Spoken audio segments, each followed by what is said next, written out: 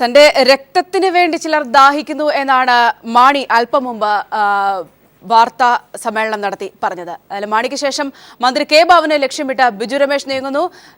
സെക്രട്ടേറിയറ്റിലെ ബാബുവിന്റെ ചേംബറിൽ വെച്ച് 2 തവണയായി 50 ലക്ഷം നൽകിയെന്ന് ബിജു രമേശ് നേരത്തെയുള്ള വെളിപ്പെടുത്തലുകൾ കൂടുതൽ ശക്തമാക്കി പറഞ്ഞിരിക്കുന്നു. അതോടൊപ്പം തന്നെ കെ ബാബുവിനെ കൊടുക്കാനുള്ള കുതന്ത്രങ്ങൾ പല ഭാഗത്തും ഉണ്ടാകുന്നു എന്ന തരത്തിലുള്ള റിപ്പോർട്ടുകളും വരുന്നുണ്ട്.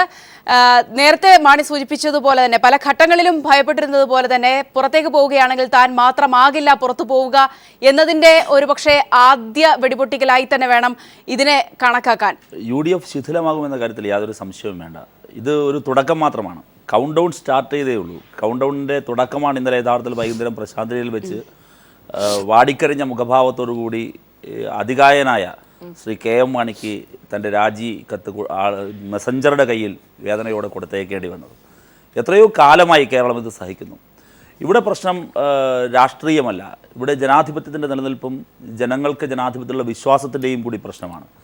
നിരന്തരമായി അഴിമതി ആരോപണം നേരിടുന്നു. 25 കോടി രൂപ തങ്ങൾ പിരിച്ചുവെന്ന് ബാർ അസോസിയേഷൻകാർ പറയുന്നു. ആ 25 കോടിയിൽ 1 കോടി കൊടുത്തവനാണ്, വാങ്ങിയ ആളാണ് ഇപ്പോൾ പുറത്തേക്ക് പോയത്. കേസിൻ്റെ ഒരു പ്രത്യേക ഘട്ടത്തിലേക്ക് എത്തി നിൽക്കുന്നത്. ഒരു സംശയവും വേണ്ട. ബാക്കി 24 കോടി എവിടെ പോയി? ശ്രീ KM മാണിയെ സംബന്ധിച്ച് തന്നെ നോക്കുകയാണ് എങ്കിൽ KM മാണിയുടെ കുറിച്ച് ഉയർന്നു വന്ന പ്രീ ബഡ്ജറ്റ് ഡിസ്കഷനുമായി ബന്ധപ്പെട്ട് ഉയർന്നു വന്ന ആരോപണങ്ങൾ എവിടെ? ഈ ഘട്ടത്തിലാകാമായിരുന്നു. ഇതൊക്കെ ഒരു ഹൈപ്പോത്തറ്റിക്കലായ ക്വസ്റ്റ്യൻസ് ആണ്. ഈ അന്തിമമായി KM മാണി കേരള മന്ത്രിസഭയിൽ നിന്ന് രാജിവെച്ചിരുന്നു. അത് ഇതിൻ്റെ ഒരു ഇപ്പോൾ നമ്മുടെ മുമ്പിൽ എത്തി നിൽക്കുന്നത് ഒരു ഒരു ഒരു ഒരു ഒരു ആരോപണം ഉയരുന്നു, അന്വേഷണം നടക്കുന്നു. ആ അന്വേഷണം സംബന്ധിച്ച് സംശയങ്ങൾ ഉണ്ടാവുന്നു. അത് വിജിലൻസ് കോടതി വരുന്നു, ഹൈക്കോടതി എത്തി നിൽക്കുന്നു. പക്ഷേ രാജിവെച്ച സമയം അത് കേരള ഹൈക്കോടതിയിൽ നിന്നാണ്ട് ഇപ്പോഴും മുഖ്യമന്ത്രി പറഞ്ഞ, ഇപ്പം റഹീം വിമർശിച്ചതിന് മുഖ്യമന്ത്രി പറഞ്ഞൊരു വാക്ക് വളരെ കറക്റ്റാണ്. KM മാണിക്കെതിരായി ഒരു കോടതിയും ഒരു കുറ്റപത്രം സമർപ്പിച്ചിട്ടില്ല. ഒരു കോടതിയും KM മാണി കുറ്റക്കാരനെന്ന് പറഞ്ഞിട്ടില്ല. പക്ഷേ കേരള ഹൈക്കോടതിയിൽ കമാൽ പാഷയുടെ ബെഞ്ചിൽ നിന്ന് ഉണ്ടായ ഒരു പരാമർശം, ആ പരാമർശം വന്നെത്തി നിന്ന സാഹചര്യത്തിൽ, പക്ഷെ വന്നെത്തി നിന്ന് 30 മണിക്കൂർ കഴിഞ്ഞ് അതിനിടയിൽ നടന്ന പല രാഷ്ട്രീയ നീക്കങ്ങൾ അതിനൊടുവിലാണ് അങ്ങനെ പറയാതെ ഇത് UDF ആണ്, ഒരു പാർട്ടിയാണ്. ഒരു പാർട്ടിയുടെ മന്ത്രിസഭയിൽ നിന്ന് രാജിവെക്കുമ്പം ആ പാർട്ടിയുടെ അനുമതി വേണം, മുന്നണി അനുമതി വേണം. സ്വാഭാവികമായി ഞങ്ങളൊരു ഡെമോക്രാറ്റിക് അലയൻസ് അല്ലേ. മാണി രാജിവെച്ചത് നമ്മൾ ഇപ്പം റഹീം ഉൾപ്പെടെയുള്ള ആളുകൾ അതിശക്തമായ സമരം ചെയ്തിട്ടോ അല്ലെങ്കിൽ ഉമ്മൻചാണ്ടി കാര്യമായിട്ട് ഇടപെട്ടിട്ടോ ഒന്നുമല്ല. അതിൻ്റെയൊക്കെ ഫലമുണ്ടാവും, അതിൻ്റെ ഒരു പേടിയൊക്കെ ഉണ്ടാവും. അതിലുപരി വലിയ സമരങ്ങളൊക്കെ നമ്മളിവിടെ കണ്ടിട്ടുണ്ട്. സഭ മാണിയിൽ നിന്ന് പതുക്കെ ഡിറ്റാച്ച്ഡ് ആവും. സഭയായിരുന്നു. എന്നാലും ജോൺ ബിട്ടാസ് ഒരു ചർച്ചയിൽ പറഞ്ഞ പോലെ, ഇവിടെ കേരള പീപ്പിൾ ഞങ്ങൾ ഇരിക്കുന്ന പറഞ്ഞ പോലെ സിറിയൻ കത്തോലിക് കമ്മ്യൂണിറ്റി ആയിരുന്നു ഇദ്ദേഹത്തിൻ്റെ ഒരു ശക്തി എന്ന് വെച്ചാൽ.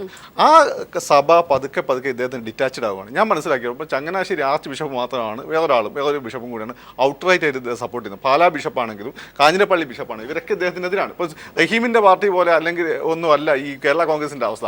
അത് ഈ ബിഷപ്പുമാരുടെ സഭയുടെ ഒരു സപ്പോർട്ടിൽ നിൽക്കാൻ പറ്റില്ല. അതൊരു പ്രധാനപ്പെട്ട ഘടകമാണ്. പിന്നെ രണ്ടാമത്തെ ഘടകം എന്ന് വെച്ചാൽ പാലയിൽ തന്നെ ഇന്നലെ നിങ്ങൾ നോക്കൂ, ശരിക്കും ഈ സംഭവം കണ്ണൂർ സഖാവ് പിണറായിക്ക് മറ്റാണ് സംഭവിച്ചതെങ്കിൽ, ഏത് വിഷയമാണെങ്കിലും പിണറായി വിജയൻ മണിനെ പോലെ ആണ് എന്നല്ല ഞാൻ പറഞ്ഞു വരുന്നത്. ഇങ്ങനൊന്നല്ല, നിങ്ങൾ ജനസാഗരമായിരിക്കും. അങ്ങനെ ഒരു സാഗരം ഒന്നും നമ്മൾ ഇന്നലെ കണ്ടിട്ടില്ല. അവിടെ 10-3 ആളുകളെ പാലയിലുള്ളൂ. മാണിക്ക് അത്ര സപ്പോർട്ട് അവിടെ ഉള്ളൂ. ഈ പലപ്പോഴും ഈ മാണി കാണിച്ചിരുന്ന വെച്ചാൽ പാല മൊത്തം എൻ്റെ കയ്യിലാണ്, കോട്ടയം ക്രിസ്ത്യൻ ബെൽറ്റ് ഞങ്ങളുടെ മുന്നിൽ എൻ്റെ കയ്യിലാണെന്ന് പറഞ്ഞിട്ട് നമ്മളൊക്കെ ഹൈജാക്ക് ചെയ്യായിരുന്നു. ഇനി ഇയാള് ഇങ്ങോട്ട് വരുന്നതിന് തൊട്ടടുത്തുള്ള പഞ്ചായത്തുകളൊക്കെ തോറ്റു. പിന്നെ 23-24 തോന്നുന്നു. പിന്നെ ഞാൻ പറഞ്ഞു വരുന്നത്, അപ്പോൾ ഇങ്ങനെ ഒരു തെറ്റിദ്ധാരണ വരുത്തായിരുന്നു. കഴിഞ്ഞ ആഴ്ച അയാൾ ബിഷപ്പിനെ കാണാൻ പോയല്ലോ. എനിക്ക് അനൗദ്യോഗികമായി വെരിഫൈ ചെയ്യേണ്ട ഫാക്ടറാണ്. പിന്നെ മനോരമ ഇൻഡയറക്റ്റ് ആയിട്ട് പറഞ്ഞു, ഇന്നത്തെ പത്രത്തിൽ പറഞ്ഞു അത് തന്നെയാണ്. ഈ പത്രത്തിൽ മനോരമ പറഞ്ഞിരിക്കുന്നത് ബിഷപ്പിനെ ഇൻഡയറക്റ്റ് ആയിട്ട് ബിഷപ്പിനെ കാണാൻ പറ്റിയില്ല. പക്ഷേ അവിടെയൊക്കെ ചുറ്റിക്കറങ്ങി ബിഷപ്പിനെ കണ്ടെന്ന് പ്രതീതി ഉണ്ടാക്കിയായിരുന്നു. ഒട്ടേറെ കാരണങ്ങളുണ്ടാവും.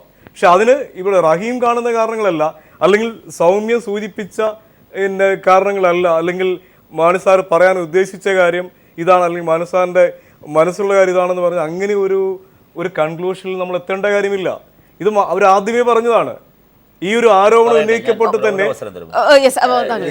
സലീം, ഞാനൊരു കാര്യം ചോദിക്കട്ടെ.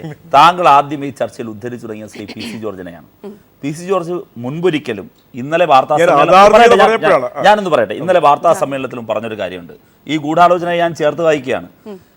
കേരള കോൺഗ്രസ് തീരുമാനിച്ചിരുന്നു അന്ന് ബാർക്കോഴ കേസ് ഉയർന്ന സന്ദർഭത്തിൽ ഇത് ഉമ്മൻചാണ്ടിയുടെ നേതൃത്വത്തിലുള്ള ആ ഗൂഢനീക്കമാണ്, ഗൂഢാലോചനയാണ് എന്ന് പ്രചരിപ്പിക്കാൻ ഞാൻ ഉൾപ്പെടുന്ന കേരള കോൺഗ്രസിന്റെ സ്റ്റിയറിംഗ് കമ്മിറ്റി തീരുമാനിച്ചിരുന്നു എന്ന് പറഞ്ഞിരുന്നു. അതും ഇതും കൂടെ ചേർത്ത് വായിച്ചാൽ പോരെ?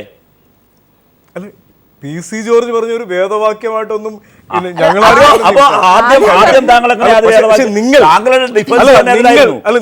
ഡിഫൻസ് തന്നെ PC ജോർജിൽ അല്ല, അതാ ഞാൻ PC ജോർജ് സമ്മതിക്കുന്നു. മോശം. അല്ല, പക്ഷെ ഇപ്പോൾ PC ജോർജ് കോട്ടയം ജില്ലയിൽ ത്രിതല പഞ്ചായത്ത് തെരഞ്ഞെടുപ്പിൽ LDF-മായി സഹകരിച്ച് മത്സരിച്ച ഒരാളാണ്.